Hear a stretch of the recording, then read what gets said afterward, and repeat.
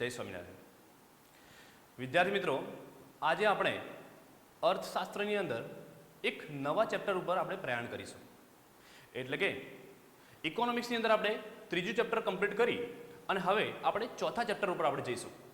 એટલે કે ચોથું ચેપ્ટર આપણું છે બેન્કિંગ અને નાણાકીય નીતિ. વિદ્યાર્થી મિત્રો, તમે 11th ની અંદર પણ બેન્કિંગ વિશે ઘણી બધી માહિતી તમે સમજી ગયા છો, પણ હવે આપણે 12th ની અંદર જે બેંક વિશે તમે જે સમજવા જઈ રહ્યા છો એ કંઈક અલગ જ છે. એટલે કે આપણે 11th ની અંદર શું સમજ્યા હતા? બેંક વિશેની બેઝિક જે નોલેજ કહેવાય, એટલે કે બેઝિક ઇન્ફોર્મેશન આપણે એની સમજ્યા હતા. પણ હવે આપણે સમજવાનું છે છેક આરબીઆઈ સુધી આપણે પહોંચવાનું છે.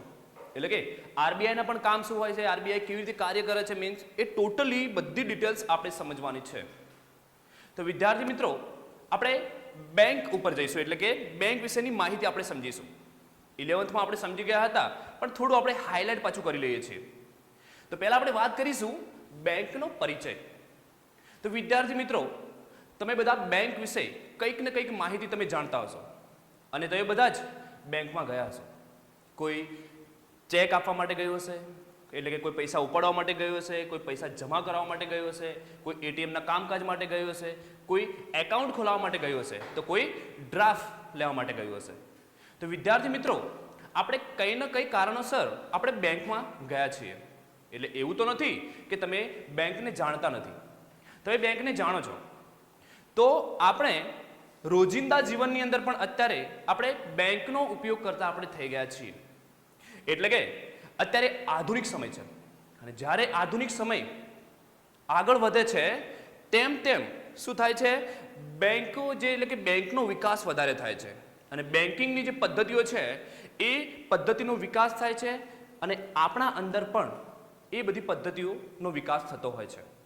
તો વિદ્યાર્થી મિત્રો, આ બેંક વિશેની જે બધી માહિતી છે હવે ધીરે ધીરે કરીને ટૂંકમાં આપણે આગળ વધીશું.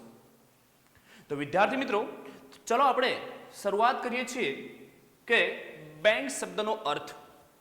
બેંકનું નામ બેંક કેવી રીતે પડ્યું એની આપણે વાત કરીશું. તો આપણે વાત કરીએ છીએ પહેલા કે સંસ્કૃત ભાષાનો એક શબ્દ છે, ભાંડ શબ્દ છે, અને એના ઉપરથી એક શબ્દ બની આવે છે ભંડોળ. ભંડોળ એટલે શું થાય? તો ભંડોળ એટલે મૂડીનો જથ્થો થાય, મૂડીનો સમૂહ થાય. અને બીજું આપણે વાત કરવા જઈએ તો બેંક નામ કેવી રીતે પડ્યું, તો ઇટાલી અને ફ્રાન્સ લેંગ્વેજના બે વર્ડ્સ છે. એ બે વર્ડ્સ કયા છે? બેંકા અને બેંકે. આ બંને વર્ડ્સ ઉપરથી આ બેંક નામ ઉતરી આવ્યું છે. બીજું એના વિશે આપણે વધારે સમજીએ કે બેંક નામ કેવી રીતે પડ્યું. તો વિદ્યાર્થી મિત્રો, પ્રાચીન સમયની અંદર યુરોપની અંદર જ્યારે બેન્કિંગના વ્યવહારો થતા હતા ને, એટલે એક ટાઈપની બેન્ચ હતી. એટલે કે એ બેન્ચ ઉપર બેસી અને ત્યાંથી લેવડ દેવડ થતી હતી.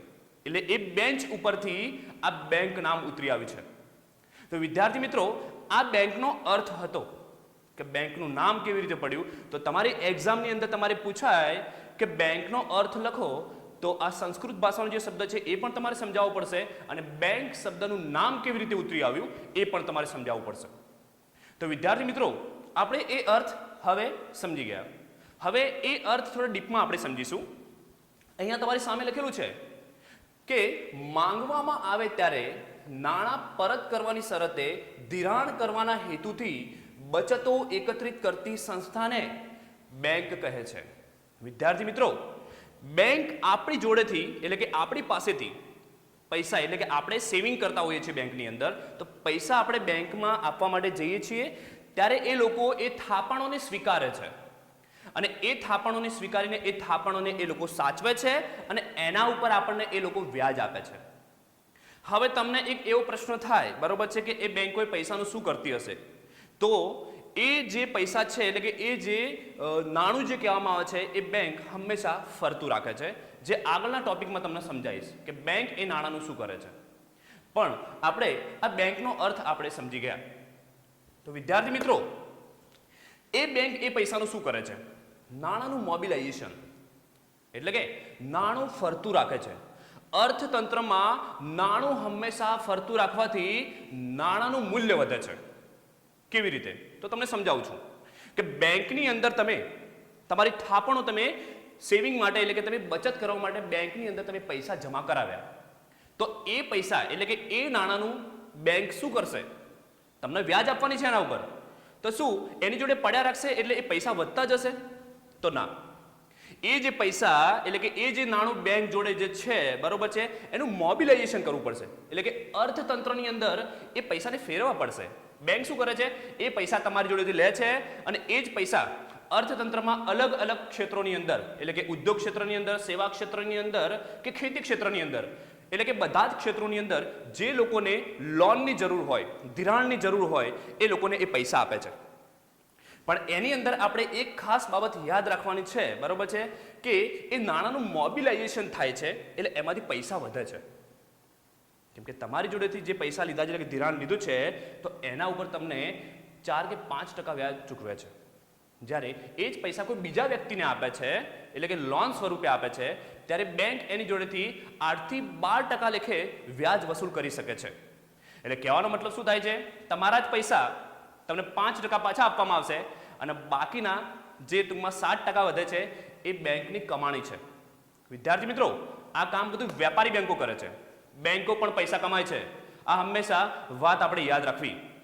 તો વિદ્યાર્થી મિત્રો, નાણાંનું મૂલ્ય વધે એટલા માટે નાણાંનું મોબિલાઇઝેશન જરૂરી છે.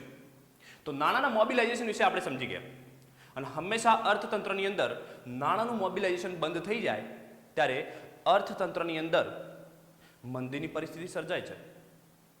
તો વિદ્યાર્થી મિત્રો, જોઈએ છીએ આપણે હવે બેંકોનું વર્ગીકરણ. એક નવા ટોપિક ઉપર આપણે જઈશું. બેંકોનું વર્ગીકરણ એટલે કે બેંકોના પણ પ્રકાર પડે છે. તો બેંકના વર્ગીકરણ કરતી વખતે એના મુખ્ય 2 જ પ્રકારો છે. એક તો આવશે વેપારી બેંકો અને બીજો પ્રકાર આવે છે મધ્યસ્થ બેંક. તો ચલો આપણે હવે પહેલો પ્રકાર આપણે સમજીએ, એટલે કે વેપારી બેંક. વિદ્યાર્થી મિત્રો, વેપારી બેંક કોને કહેવાય? તો 1949ના જે કંપની ધારા મુજબ જે કહેવામાં આવે છે, આ એક બેંક અસ્તિત્વમાં આવી છે અને એ ધારા મુજબ આપણે એની ડેફિનેશન અહીંયા લખેલી છે, આપણે જોઈ શકીએ છીએ કે commercial bank is one which transact the business of banking that is accepting deposit from the people for the purpose of living or investment, repayable or demand or otherwise and withdrawable by cheque, draft or otherwise. એટલે કે bank તમારા પૈસા જે છે વેપારી અર્થે તમારી જોડેથી લે છે અને એ બેંક શું કરે છે? અલગ અલગ લોકોને શું કરે છે? ધિરાણ આપે છે અને એના ઉપર વ્યાજ વસૂલ કરે છે. તો વિદ્યાર્થી મિત્રો, આપણે એટલી વાત તમારે યાદ રાખવી કે બેંક શું કરે છે પૈસાનું? તો જે લોકોને લોનની જરૂર હોય છે એ લોકોને લોન આપે છે અને જે બીજા પૈસા હોય છે એ સરકાર પણ બેંક જોડેથી ધિરાણ મેળવે છે. એટલે કે દેશના વિકાસ માટે એ પૈસા બેંક ઇન્વેસ્ટ કરે છે, એટલે કે ત્યાં ધિરાણ આપે છે અને એમાંથી પણ પૈસા કમાય છે. તો વિદ્યાર્થી મિત્રો, એક વસ્તુ હંમેશા યાદ રાખવી કે માર્કેટની અંદર આ બેંકોનો વિકાસ થયો છે, તો એનો જે ખર્ચ જે કહેવામાં આવે છે, ખર્ચ ક્યાંથી ચૂકવવામાં આવતો હશે? એ લોકોનો સેલરી ક્યાંથી ચૂકવવામાં આવતો હશે? એક નાની ઇન્ફોર્મેશન તમને આપી દઉં છું. તો વિદ્યાર્થી મિત્રો, 1000 રૂપિયા તમારા હોય, તમે બેંકની અંદર એ 1000 રૂપિયા તમે જમા કરાવવા જવાના છો. એ બેંક 1000 રૂપિયા લેશે, એમના ઉપર તમને 3 થી 4 કે મેક્સિમમ 5% તમને સેવિંગ એકાઉન્ટ ઉપર વ્યાજ આપશે. એનાથી વધારે વ્યાજ બેંક તમને આપવાની નથી. એના એ જ 1000 રૂપિયા કોઈ બીજા વ્યક્તિને લોનની જરૂર હશે, એને પૈસા આપશે અને એની જોડેથી બેંક 8 થી 12% સુધી વ્યાજ વસૂલ કરશે. એટલે તમારા કરતાં વ્યાજ એ વ્યક્તિ જોડેથી વધારે લીધું. એ જે વ્યાજ આવેલું છે એ વ્યાજ 5% તમને આપશે અને બાકીનું જે ટકાવારી જે વધી છે એ બેંકની કમાણી કહેવાય. એટલે કહેવાનો મતલબ એ થાય છે વિદ્યાર્થી મિત્રો કે ધિરાણ અને બચત બંનેનો વ્યાજ દર હંમેશા અલગ અલગ હોય છે, એટલે બેંકો પૈસા કમાય છે. વિદ્યાર્થી મિત્રો, તો આપણે આ વેપારી બેંકની આપણે વાત કરી કે વેપારી બેંકો એમના પૈસાનું ધિરાણ ક્યાં ક્યાં કરે છે તે. ચલો હવે આપણે જોવાનું છે એક નવા ટોપિક ઉપર આપણે જઈશું, એટલે કે વેપારી બેંક જ છે પણ વેપારી બેંકના કાર્યો વિશે આપણે સમજવાનું છે. વિદ્યાર્થી મિત્રો, વેપારી બેંકના કાર્યોની આપણે વાત કરીશું તો પહેલાં આપણે એનું જે પહેલું જ જે કાર્ય કહેવામાં આવે છે એટલે કે એના મુખ્ય કાર્યો અને ગૌણ કાર્યો છે. તો પહેલાં આપણે મુખ્ય કાર્યો વિશે આપણે સમજવાનું છે કે વેપારી બેંકના મુખ્ય કાર્યો કયા કયા છે તે. તો એનું પહેલું કાર્ય આવે છે થાપણો સ્વીકારવી. થાપણો સ્વીકારવી એટલે કે તમે બેંકની અંદર તમે પૈસા જમા કરાવવા માટે તમે જાઓ છો, પૈસા સેવિંગ માટે તમે જાઓ છો, તો તમે કયા સ્વરૂપે તમે બેંકને પૈસા આપ્યા છે તમને ખબર છે બધાને? આપણને બધાને એના વિશે ડીપમાં નોલેજ નથી, હશે ઘણા લોકો જોડે હશે, પણ એ બાબત જરૂરી છે કે બેંકની અંદર આપણે જે પૈસા જમા કરાવવા માટે આપણે જઈએ છીએ, બરોબર છે, તો એ બેંક એ કયા સ્વરૂપે પૈસા સ્વીકારે છે એ આપણને હંમેશા ખબર હોવી જોઈએ. એ અલગ અલગ જરૂરિયાત પ્રમાણે આપણે પૈસા એની જોડે જમા કરાવતા હોઈએ છીએ. તો એ આપણે થોડું વિસ્તૃતમાં આપણે સમજી લઈએ. વિદ્યાર્થી મિત્રો, બેંક થાપણો સ્વીકારે છે, તો બેંક જે થાપણો સ્વીકારે છે એમાં પહેલી થાપણ કઈ હોય છે? ચાલુ ખાતાની થાપણ પણ હોઈ શકે છે, જેને આપણે શું કહીએ છીએ? કરંટ એકાઉન્ટ કહીએ છીએ. શું કહીએ છીએ આપણે એને? Current account. ચલો, આ કરંટ એકાઉન્ટ તમને સમજાવી દઉં, એટલે કે ચાલુ ખાતાની થાપણો તમને સમજાવી દઉં. વિદ્યાર્થી મિત્રો, જેને એટલે કે જે વેપારી લોકો હોય છે, બિઝનેસમેન લોકો હોય છે, આ લોકોને કેવું છે કે પૈસાની લેવડ દેવડ રોજ કરવી પડે છે. રોજ પૈસા એટલે કે રોજ ટૂંકમાં એમની જો પૈસા આવતા હોય છે, રોજ બેંકમાં જમા કરાવે છે, રોજ પૈસા ઉપાડે છે. આ રોજના વ્યવહારો થઈ જાય પૈસાની લેવડ દેવડ, એટલે કે કરંટ એકાઉન્ટની અંદર ગમે તેટલી વાર પૈસા મૂકી શકાય અને ગમે તેટલી વાર પૈસા દિવસમાં ઉપાડી શકાય છે. પણ વિદ્યાર્થી મિત્રો, આ વાત હંમેશા યાદ રાખવી, એ પૈસા ઉપર બેંક તમને ₹1 પણ વ્યાજ આપતી નથી. ઉપરથી કરંટ એકાઉન્ટની અંદર જે મહિનાનો ચાર્જ જે નક્કી કરેલો હોય ને, કેમ કે બેંક તમારા ખાલી પૈસા સાચવે છે, બેંક તમારા પૈસા ખાલી સાચવે છે, કેમ કે બેંકની જોડે તમે પૈસા પડ્યા રહેવા દેતા નથી. સવારે મૂક્યા સાંજે લઈ આવ્યા, સાંજે મૂક્યા સવારે લઈ આવ્યા, તો બેંક એક રાતની અંદર તો ક્યાંથી પૈસા કમાશે? એટલે એના ઉપર વ્યાજ બેંક તમને આપતી નથી, બરોબર છે. એ બેંક શું કરે છે? ખાલી પૈસાને સાચવવાનો ચાર્જ લે છે. અને બિઝનેસમેન લોકો હોય એ લોકોને આ પૈસાની મીન્સ રોજબરોજની જરૂર હોય છે, વેપારી લોકોને, બરોબર છે.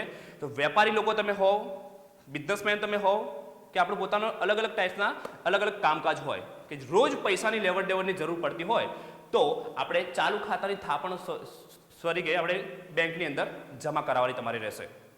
વિદ્યાર્થી મિત્રો, જેને કહેવામાં આવે છે ચાલુ ખાતાની થાપણો ગમે તેટલી વાર ઉપાડી શકાય અને ગમે તેટલી વાર જમા કરાવી શકાય, બરોબર છે. એના ઉપર બીજો એક્સ્ટ્રા કોઈ ચાર્જ લાગતો નથી, જે ફિક્સ ચાર્જ કરેલો હોય છે એ ચાર્જ લાગતો હોય છે અને એના ઉપર વ્યાજ મળતું નથી. આટલું હંમેશા આપણે યાદ રાખવું.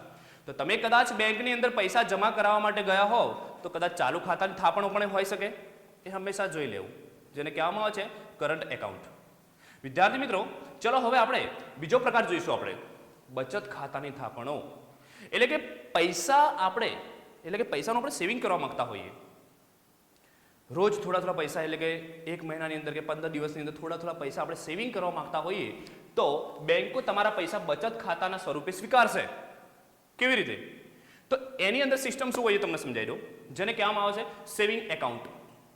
આપણું સેવિંગ એકાઉન્ટ હોય છે, ઘણા બધા લોકોનું સેવિંગ એકાઉન્ટ હોઈ શકે છે. સેવિંગ એકાઉન્ટની અંદર શું હોય? તો બેંક તમારા પૈસા સ્વીકારશે અને એ જે પૈસા સ્વીકારે છે એ પૈસા લોંગ ટાઈમ સુધી એ બેંકની અંદર રહેવાના છે. કહેવાનો મતલબ, બેંકની જોડે એ પૈસા લોંગ ટાઈમ સુધી રહેવાના છે, એટલે એ પૈસા બેંક કોઈ બીજી જગ્યાએ ઇન્વેસ્ટ કરશે અને એની ઉપર તમને વ્યાજ આપશે, બરોબર છે. કેમ કે તમારા પૈસા લોંગ ટાઈમ સુધી બેંકની અંદર પડ્યા રહેશે, તો બેંક એમાંથી બીજા પૈસા કમાઈ શકશે બીજી જગ્યાએ ઇન્વેસ્ટમેન્ટ કરીને. એટલા માટે સેવિંગ એકાઉન્ટ ઉપર તમને વ્યાજ મળે છે. પણ વિદ્યાર્થી મિત્રો, એક શબ્દ યાદ રાખવાનો કે આપણા પૈસા જો બેંક જોડે પડ્યા રહેશે તો જ બેંક પૈસા કમાશે, પણ બેંક જોડે જો પૈસા પડ્યા જ નહીં રહેતો. ચલો એક એક્ઝામ્પલ તમને આપું. તમે સેવિંગ એકાઉન્ટ ખોલાવ્યું છે, પૈસા તમે બેંકમાં જમા પણ કરાવ્યા છે, આજે જમા કરાવ્યા, 5 દિવસ પછી તમારે પૈસાની જરૂરિયાત ઊભી થઈ, તમે પૈસા ઉપાડવા માટે ગયા, તો બેંક તમને ના નથી પાડતી, બેંક તમને ના પાડતી નથી. સેવિંગ એકાઉન્ટ ઉપર અલગ અલગ બેંકોના અલગ અલગ રૂલ્સ રેગ્યુલેશન હોય છે, એટલે કે એક મહિનાની અંદર 3 કે 4 વાર તમને પૈસા ઉપાડવાની છૂટછાટ આપવામાં આવે છે સેવિંગ એકાઉન્ટમાં. એનાથી વધારે વાર પૈસા ઉપાડી શકાય નહીં. જો વધારે વાર તમે પૈસા ઉપાડવા માટે જાઓ તો બેંક એના ઉપર ચાર્જ વસૂલ કરશે, કેમ કે તમે સેવિંગ એકાઉન્ટની અંદર પૈસા જમા કરાવ્યા હતા, બેંકને એ બેંક તમને એના ઉપર વ્યાજ આપવાની છે. એટલે બેંકને તમે શું કહ્યું હતું કે તમારી જોડે પૈસા લોંગ ટાઈમ સુધી પડ્યા રાખવાના છે, પણ તમે તો પૈસા ઉપાડી લીધા, તો બેંક પૈસા કમાશે ક્યાંથી અને તમને વ્યાજ ક્યાંથી આપશે? એટલે તમે શું કરી છે કે 3 થી 4 વાર કે એનાથી વધારે વાર જો તમે પૈસા ઉપાડશો તો એના ઉપર બેંક તમને વ્યાજ એટલે કે ચાર્જ વસૂલ કરે છે, બરોબર છે. ઓકે, એ બચત ખાતાની થાપણો હતી. એના પછી ત્રીજો પ્રકાર આવે છે કે બેંક તમારા પૈસા કેવી રીતે સ્વીકારશે? રિકરિંગ ખાતાની થાપણો તરીકે પણ સ્વીકારે છે. રિકરિંગ ખાતાની થાપણો કોને કહેવાય? આ શબ્દ થોડો આપણને નવો લાગશે કે ચલો સેવિંગ એકાઉન્ટ વિશે આપણે જાણીએ છીએ, ચાલુ ખાતે એટલે કે કરંટ એકાઉન્ટ વિશે આપણે જાણીએ છીએ, પણ આ રિકરિંગ એકાઉન્ટ શું છે? વિદ્યાર્થી મિત્રો, રિકરિંગ એકાઉન્ટ એ પણ એક ટાઈપ સેવિંગ એકાઉન્ટનો છે. કહેવાનો મતલબ એ થાય છે કે તમારી દર મહિનાની ફિક્સ ઇન્કમ હોય, દર મહિનાની તમારી ફિક્સ ઇન્કમ હોય. એક્ઝામ્પલ, મારે સેવિંગ એકાઉન્ટની અંદર પૈસા જમા થતા નથી, પણ ચલો મારી સેલરી 50,000 રૂપિયા છે અને એમાંથી દર મહિનાની અંદર મારે 10,000 રૂપિયા સેવિંગ કરવું છે. તો મારે શું કરવાનું? ફિક્સ મારે પૈસા જો સેવ કરવા હોય તો મારે રિકરિંગ એકાઉન્ટ ખોલાવવાનું. કહેવાનો મતલબ શું થાય છે કે રિકરિંગ એકાઉન્ટની અંદર કેવું હોય છે? બેંકનો નિયમ હોય છે કે દર મહિનાની ફિક્સ તારીખે જે તમે બોલેલા જે પૈસા છે એટલા પૈસા તમારે જમા કરાવવા જ પડે. એટલે એક્ઝામ્પલ, હું 10,000 રૂપિયા મહિનાની અંદર સેવિંગ કરવા માંગુ છું રિકરિંગ એકાઉન્ટની અંદર. પહેલી તારીખે 10,000 રૂપિયા મારે બેંકને આપવાનું છે એવું નક્કી કર્યું છે મેં. પહેલી તારીખે મેં 10,000 જમા કરાવ્યા. હવે ફરી બીજો મહિનો આવે છે, એ પહેલી તારીખે હું 10,000 રૂપિયા જમા કરાવી શકતો નથી, કોઈ પ્રોબ્લેમ આવે છે, તો બેંક મારી જોડેથી દંડ વસૂલ કરશે. કેમ? કેમ કે આપણે શું શરતે પૈસા આપ્યા હતા બેંકને કે દર મહિનાની ફિક્સ તારીખે હું આટલા પૈસા જમા કરાવીશ. તો તમારી જોડેથી બેંક દંડ વસૂલ કરશે. કેમ દંડ વસૂલ કરશે? કેમ કે સેવિંગ એકાઉન્ટ કરતા એટલે કે બચત ખાતા કરતા રિકરિંગ ખાતાની અંદર બેંક તમને વ્યાજ વધુ આપે છે એટલા માટે. તો વિદ્યાર્થી મિત્રો, તમારી ફિક્સ આવક હોય અને તમારે વધુ વ્યાજ લેવું હોય તો તમે દર મહિનાની ફિક્સ તારીખે પૈસા જમા કરાવીને રિકરિંગ ખાતાનો તમે લાભ લઈ શકો છો. એટલે બેંક તમારા પૈસા રિકરિંગ એકાઉન્ટની થાપણો તરીકે પણ સ્વીકાર્યા હોય. હવે એના પછીનો જે આવે છે પ્રકાર એટલે કે મુદ્દતી થાપણો. વિદ્યાર્થી મિત્રો, આના વિશે તો આપણે બધા જાણીએ છીએ, જેને કહેવામાં આવે છે ફિક્સ ડિપોઝિટ. આપણે કહીએ છીએ ને એફડી, કે લાંબા સમય સુધી આપણે પૈસાની જરૂરિયાત ના હોય અને પૈસા આપણી જોડે પડ્યા હોય તો એ બેંકની અંદર જઈને 2 વર્ષ, 3 વર્ષ, 4 વર્ષ કે 5 વર્ષ લાંબા સમયગાળા માટે આપણે બેંકની અંદર જઈને એ પૈસા આપણે સેવ કરી શકીએ છીએ, જેને ફિક્સ ડિપોઝિટ કહેવામાં આવે છે. એટલે કે એક્ઝામ્પલ, 5 વર્ષ માટે મેં 5 લાખ રૂપિયા બેંકને આપ્યા છે અને એ 5 વર્ષ સુધી મારે લેવા નથી, કેમ કે મારે કોઈ જરૂર નથી. એટલે કે એ એકાઉન્ટ ઉપર બેંક સૌથી વધુ વ્યાજ આપે છે. સૌથી વધુ વ્યાજ ફિક્સ ડિપોઝિટ ઉપર આવે, એટલે કે મુદ્દતી થાપણો ઉપર આવે છે. એટલે તમારે 2-5 વર્ષ માટે કોઈ પૈસાની જરૂરિયાત ના હોય અને તમારી જોડે પૈસા વધારે હોય તો તમે એફડી કરાવી શકો છો. એની ઉપર બેંક તમને વ્યાજ વધુ આપશે, સૌથી વધુ વ્યાજ એના ઉપર મળે છે તમને. ઓકે વિદ્યાર્થી મિત્રો, તમે 5 વર્ષ માટે પૈસા બેંકને આપે છે, ફિક્સ કરાવે છે અને તમને વચ્ચેથી પૈસાની જરૂરિયાત ઊભી થઈ, 2 વર્ષ થયા તમારે પૈસાની જરૂરિયાત ઊભી થઈ, તો બેંક તમને પૈસા આપવાની ના નહીં પાડે, પૈસા તમને આપશે. પણ એક વાત યાદ રાખવી કે જે તમારું વ્યાજ ફિક્સ કરેલું હોય છે ને એ વ્યાજ એમાંથી કટ થઈ જશે. તો વિદ્યાર્થી મિત્રો, આ જે એકાઉન્ટ આપણે સમજ્યા એ કે મુદ્દતી થાપણો હતી. તો તમે બેંકની અંદર પૈસા મૂકવા માટે તમે જાઓ છો. હવે આ કયા પ્રકારે બેંક તમારા પૈસા સ્વીકારે છે એ તમારે જોઈ લેવું, કે પછી ચાલુ ખાતાની થાપણો તરીકે સ્વીકારે છે, બચત ખાતાની થાપણો તરીકે સ્વીકારે છે, રિકરિંગ ખાતાની થાપણો કે પછી મુદ્દતી થાપણો તરીકે સ્વીકારે છે. એ તમારે હંમેશા યાદ રાખવું અને ચારોનો ડિફરન્સ શું છે એ મેં તમને સમજાવી દીધું. વિદ્યાર્થી મિત્રો, હવે આપણે સેકન્ડ નંબરમાં કે વેપારી બેંકનું બીજું કામ છે ધિરાણની સવલતો પૂરી પાડે છે. બેંક બધા જ લોકોને ધિરાણ આપે છે, એટલે કે લોન આપે છે. બધા જ અલગ અલગ ક્ષેત્રોની અંદર લોન આપે છે. એ ખેતી ક્ષેત્ર હોય, ઉદ્યોગ ક્ષેત્ર હોય કે જે સેવા ક્ષેત્ર હોય, કોઈ પણ સરકારને પણ બેંક લોન આપે છે. કહેવાનો મતલબ વિદ્યાર્થી મિત્રો શું થાય છે, એનો સમયગાળો હોય છે. એનો સમયગાળો એટલે જે તમને લોન આપે છે બેંક, કેટલા સમયગાળાની અંદર તમારે એ લોન ચૂકત કરવાની છે, એટલે કે ભરવાની છે તમારે. તો એના 3 ટાઈપ્સ હોય છે, એટલે કે 3 સમયગાળા હોય છે.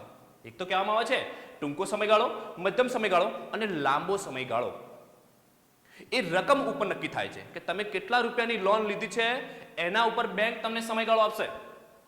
એક્ઝામ્પલ, તમે 1 લાખ સુધી તમારે લોન લેવી હોય તો ટૂંકા સમયગાળા માટે બેંક તમને લોન આપશે.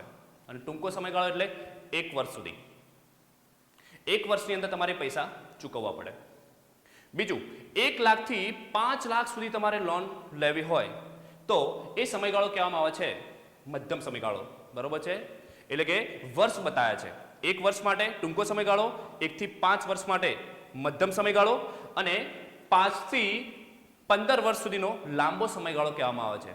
આ લોનના સમયગાળાની વાત કરવામાં આવી છે કે તમારે પૈસા ઉપર નક્કી થાય છે. પૈસા ઓછા હોય તો ટૂંકો સમયગાળો પણ આપે તમને બેંક, પૈસા એનાથી થોડા વધારે હોય તો મધ્યમ સમયગાળો પણ આપે, એનાથી પણ વધારે પૈસા હોય તો લાંબો સમયગાળો પણ બેંક તમને આપે છે. એટલે કહેવાનો મતલબ શું થાય છે કે એટલા સમયગાળાની અંદર તમારે બેંકને પૈસા ચૂકવી દેવા પડે ઇન્સ્ટોલમેન્ટથી. તો વિદ્યાર્થી મિત્રો, બેંક તમને આ રીતે ધિરાણની સવલતો પણ પૂરી પાડે છે. તો આપણે આ રીતે યાદ રાખવું. એની અંદર એક બાબત તમારે યાદ એ રાખવાનું છે કે વિદ્યાર્થી મિત્રો, અર્થતંત્રની અંદર 3 ક્ષેત્રો આવેલા છે: ખેતી ક્ષેત્રે, સેવા ક્ષેત્રે અને ઉદ્યોગ ક્ષેત્રે. આ 3 ક્ષેત્રોની અંદર બેંક લોન આપે છે, પણ 3 ક્ષેત્રોનો વ્યાજ દર અલગ અલગ હોય છે. જેમ કે સરકારની નીતિ ખેતી ક્ષેત્રનો વિકાસ અર્થે હોય છે, એટલે કે ખેતી ક્ષેત્રનો વિકાસ કરવાનો છે, તો ખેતી ક્ષેત્રમાંથી જે ખેડૂત લોન લેશે એના જોડેથી બેંક ઓછું વ્યાજ વસૂલ કરે છે. ઉદ્યોગ ક્ષેત્ર છે તો ઉદ્યોગોની નીતિ એવી હોય કે ઉદ્યોગોના વિકાસની નીતિ હોય સરકારની, તો ઉદ્યોગોની અંદર પણ ઓછા વ્યાજ દરે લોન આપે છે. અને સેવા ક્ષેત્રમાંથી કદાચ એનો વ્યાજ દર વધારે હોય. કહેવાનો મતલબ એ થાય છે કે દરેક વ્યક્તિ લોન લે છે, પણ ટૂંકમાં દરેક વ્યક્તિ કયા ક્ષેત્રમાં આવે છે એના ઉપર એનો વ્યાજ દર નક્કી થાય છે. વિદ્યાર્થી મિત્રો, હવે એના પછી ત્રીજો નંબર આવે છે ચૂકવણી અને ઉપાડની સવલતો. તમારે પૈસા ચૂકવવા હોય કે પૈસા તમારે ઉપાડવા હોય, તો બેંક તમને અત્યારે આજના આધુનિક સમયની અંદર તમને ઘણી બધી સેવાઓ આપે છે. વિદ્યાર્થી મિત્રો, પહેલા આપણે બેંકની અંદર પૈસા મૂકવા માટે જવું હતું ને તો લાઇનમાં ઊભું રહેવું પડે. જ્યારે અત્યારે આપણે જોઈ શકીએ છીએ વિદ્યાર્થી મિત્રો, ડિપોઝિટ મશીન આવી ગયા છે, એટીએમની જેમ જ. પૈસા ઉપાડવા છે તે એટીએમમાંથી આપણે ઉપાડી શકીએ છીએ. ચેકની સિસ્ટમ આવી ગઈ, ડ્રાફ્ટની સિસ્ટમ આવી ગઈ, અને વિદ્યાર્થી મિત્રો એનાથી પણ કંઈક વિશેષ હવે આવી ગયું છે ઇન્ટરનેટ બેન્કિંગ. એટલે હવે કોઈ જગ્યાએ જવાની જરૂર નથી. આપણે ઘરે બેઠા જ કોઈ પણ ટ્રાન્ઝેક્શન, ગમે તેટલા ટ્રાન્ઝેક્શન અને ગમે તેટલા વાગે તમે પૈસા ટ્રાન્ઝેક્શન તમે કરી શકો છો, એટલે કે ટ્રાન્સફર તમે કરી શકો છો. પહેલાં પૈસા આપણે કોઈના એકાઉન્ટમાં ટ્રાન્સફર કરવા હોય તો સવારે 11 વાગે બેંક ખોલે એટલે બેંકના દરવાજે આપણે જઈએ, ત્યાં લાઈનમાં ઊભું રહેવું પડે, નંબર આવે એટલે સ્લીપ ભરવી પડે, પછી એમને આપવા પડે પૈસા, પછી એકાઉન્ટમાં થોડા ટાઈમ પછી જાય. વિદ્યાર્થી મિત્રો, અત્યારે રાતના 12 વાગ્યા હોય કે 2 વાગ્યા હોય, આપણા ફોનની અંદર ઇન્ટરનેટ બેન્કિંગ હોય તો રાત્રે 2 વાગે પણ તમે પૈસા ટ્રાન્સફર કરી શકો છો. તો આ છે ટેકનોલોજીનો જમાનો. એટલે જેમ જેમ ટેકનોલોજીનો જમાનો આવે છે, આધુનિક સમય આવે છે, તેમ તેમ બેંકોનો પણ આધુનિક વિકાસ થાય છે. તો વિદ્યાર્થી મિત્રો, અત્યારે આ અલગ અલગ પ્રકારે બેંક આપણને ચૂકવણી અને ઉપાડની સવલતો આપણી સમક્ષ એને રજૂ કરી છે, એટલે કે એ સેવા આપણને આપે છે. વિદ્યાર્થી મિત્રો, હવે આપણે મહત્વના બધા પોઈન્ટ સમજી ગયા છે. હવે જેમ જેમ ચેપ્ટરની અંદર આપણે ડીપમાં ઉતરીશું તેમ તેમ ચેપ્ટર થોડું હાર્ડ થતું જશે. એટલે કહેવાનો મતલબ એવું નથી કે આપણને નથી આવવાનું, આવડવાનું તો છે જ, પણ એની અંદર થોડું ધ્યાન તમારે વધારે લગાવવું પડશે, બસ બીજું કશું જ નહીં. વિદ્યાર્થી મિત્રો, હવે બેંકનું બીજું કામ શું છે? તો શાક સર્જનની કામગીરી. આ શબ્દ તમે પહેલી વાર કદાચ સાંભળ્યો હશે. આપણે 11th આ શબ્દ કંઈ રિપીટ થયો નથી કે સાંભળ્યો નથી આપણે. આ શબ્દ પહેલી વાર આવે છે કે બેંકનું કામ છે શાક સર્જનની કામગીરીનું કામ છે. બેંક શું કરે છે? થોડા પૈસામાંથી વધારે પૈસા બનાવે છે. એ તમને સિસ્ટમ હું આ કોષ્ટકમાંથી તમને સમજાવીશ. તો વિદ્યાર્થી મિત્રો, બેંક કેવી રીતે પૈસાનું જે કહેવાય ને, એક્ઝામ્પલ તમને એક આપી દઉં કે બેંકની અંદર તમે પૈસા જમા કરાવવા માટે તમે ગયા, તો એ પૈસા અઠવાડિયા પછી તમારે જોવા હોય તો મીન્સ તમને પાછા આપી દે છે. તો આપણે તો આગળ એવી વાત થઈ છે કે તમારા પૈસા બેંક બીજી જગ્યાએ ઇન્વેસ્ટ કરે છે, તો આ બધું કેવી રીતે સચવાતું હશે? તો એ સમજવા માટે વિદ્યાર્થી મિત્રો, તમારે આ શાક સર્જનની પ્રવૃત્તિ તમારે સમજવી પડે કે બેંકનું મહત્વનું કામ આ શાક સર્જનની પ્રવૃત્તિ છે. જો શાક સર્જન યોગ્ય રીતે ના થાય, સારી રીતે બેંક ના કરી શકે તો બેંકો બંધ પણ થઈ શકે છે. જે ઘણીવાર આપણે માર્કેટમાં જોઈ શકીએ છીએ કે ઘણી બધી બેંકો બંધ પણ થાય છે. તો વિદ્યાર્થી મિત્રો, એમની આ શાક સર્જનની કામગીરી સારી ના હોય ત્યારે બેંક બંધ થતી હોય છે. તો ચલો જોઈએ આપણે કે શાક સર્જન કેવી રીતે થાય છે. તો વિદ્યાર્થી મિત્રો, અહીંયા કોષ્ટકની અંદર આપેલું છે બેંક છે, થાપણો છે, રોકડ અનામત છે, નવું ધિરાણ છે, અને અહીંયા અલગ અલગ તમને સમજાવવા માટે નામ લખ્યા છે. તો ચલો વાત કરીએ છીએ. અહીંયા બેંકોના નામ આપેલા છે A, B અને C. તો વિદ્યાર્થી મિત્રો, આ A બેંક છે. હવે તમે 1000 રૂપિયા તમારી બેંકની અંદર તમે જમા કરાવવા માટે તમે જાઓ છો, તો એ 1000 રૂપિયા બેંક તમારી થાપણો સ્વીકારશે. 1000 રૂપિયા બેંકની જોડે પડ્યા છે. હવે એ 1000 રૂપિયાનું બેંક શું કરશે? આપણે વાત કરી હતી ને કે તમને વ્યાજ આપવાનું છે, એટલે બેંક કોઈ બીજા વ્યક્તિને લોન આપી દેશે, એની કોઈ બીજી જગ્યાએ ઇન્વેસ્ટ કરી દેશે. પણ એક નિયમ છે વિદ્યાર્થી મિત્રો, કે બેંકની જોડે 1000 રૂપિયા આપણે મૂક્યા એટલે બેંકની જોડે જેટલા પણ પૈસા હોય એ બધા પૈસાનું બીજા વ્યક્તિને ધિરાણ આપી શકે નહીં. એના ઉપર આરબીઆઈનો નિયમ લાગે છે જેને કહેવામાં આવે છે CRR, કેશ રિવર્સ રેશિયો, એટલે કે રોકડ અનામતોનું પ્રમાણ. આરબીઆઈ એવું કહે છે, આરબીઆઈની ગાઈડલાઇન્સ પ્રમાણે બેંકો ચાલે છે. એટલે આરબીઆઈ એ બેંકોને એવું કહે છે કે તમારી જોડે એક્ઝામ્પલ 1000 રૂપિયા હોય, બરોબર છે, તો એ CRR આરબીઆઈ ઘટાડે પણ છે અને વધારે પણ છે. તો એક્ઝામ્પલ અત્યારે CRR આરબીઆઈનો કેટલો છે તો 20% હોય. તો બેંક શું કહે છે, આરબીઆઈ શું કહે છે કે તમારી જોડે 1000 રૂપિયા હોય તો 200 રૂપિયા તમારી જોડે અનામત રાખવા, કેમ કે પેલો વ્યક્તિ ગમે ત્યારે તમારી જોડે પૈસા પાછા માંગવા આવી શકે છે. એટલે એ વેપારી બેંકો શું કરશે, આરબીઆઈના નિયમ પ્રમાણે 20% પૈસા, એટલે કે 20% રૂપિયા જે છે 1000 માંથી 200 રૂપિયા એની જોડે રાખશે અને બાકીના 800 રૂપિયાનું કોઈ વ્યક્તિની ધિરાણની જરૂર હોય એ વ્યક્તિને ધિરાણ આપી દેશે. એટલે એક્ઝામ્પલ આપણે જોઈએ કે સુરભીને 800 રૂપિયાની, એટલે કે 800 રૂપિયાની લોનની જરૂર છે. એને એક હોમ, એટલે કે એને ઘર ખરીદ્યું છે અને એ ઘર ખરીદ્યું છે એને ટૂંકમાં એને લોન લેવાની છે. તો 800 રૂપિયાની એને લોન લીધી, બેંક એને લોન આપશે. હવે સુરભીએ લોન લીધી છે બેંક જોડેથી. સુરભીએ લોન કેમ લીધી છે, કેમ કે ઘર ખરીદ્યું છે એટલા માટે. તો જેનું ઘર હોય એને પૈસા તો આપવા પડે ને. તો એ ઘર કોનું છે, સ્કાયનું છે. તો એ જે સ્કાયનું ઘર છે, બરોબર છે, તો સુરભી એની બેંકમાંથી એ ચેક લઈ અને કોને આપશે, સ્કાયને આપશે ચેક. એ ચેક કોની જોડે ગયો, સ્કાય જોડે ગયો. હવે સ્કાય શું કરશે, એ ચેક જે સ્કાયની જે પોતાની બેંક હોય ને એ બેંકમાં જમા કરાવશે. એટલે એક્ઝામ્પલ સ્કાયની બેંક કઈ છે, તો સ્કાયની બેંક બી બેંક છે. જરૂરી નથી, બધાની બેંકો અલગ અલગ હોય ને. કોઈની SBI બેંક હોય, કોઈની બેંક ઓફ બરોડા હોય, HDFC, અલગ અલગ ઘણી બધી બેંકો હોઈ શકે. તો સ્કાયની કઈ બેંક હતી, એની બી બેંક છે. તો એ ચેક જઈને ક્યાં જમા કરાવશે, એની બી બેંકમાં જઈને જમા કરાવે છે. એટલે બી બેંકમાં એ ચેક જમા કરાવ્યો એટલે બી બેંકની અંદર કેટલા રૂપિયા આવ્યા, 800 રૂપિયા આવ્યા, બરોબર છે. તો એ 800 રૂપિયા આવ્યા એટલે એ પણ બેંક શું છે, બધી બહેનો સરખી જ કહેવાય, એટલે કે બધી બેંકો સરખી છે, બેનો ટાઈપ ગણાય છે કે બધાનું કામ સરખું છે. તો બી બેંક છે એ પણ એવું જ કામ કરશે કે એ 800 રૂપિયાનું શું કરશે, એ પણ ધિરાણ કરી દેશે. આરબીઆઈના નિયમ પ્રમાણે 20% અનામત એની જોડે રાખશે, 160 રૂપિયા, અને બાકીનું 640 રૂપિયાનું ધિરાણ કરી દેશે, બીજા વ્યક્તિને લોન આપી દેશે જેને પણ જરૂર હોય એને, બરોબર છે. કોને જરૂર છે, તો ભરતે ઘર ખરીદ્યું છે તો એને લોનની જરૂર છે. તો બેંક એને 640 રૂપિયાની લોન આપે છે. લોન આપી તો એ લોન એને લીધી, કેમ લીધી, કેમ કે એને ઘર ખરીદ્યું એટલા માટે. સેમ ટુ સેમ આખી સિસ્ટમ છે, બરોબર છે.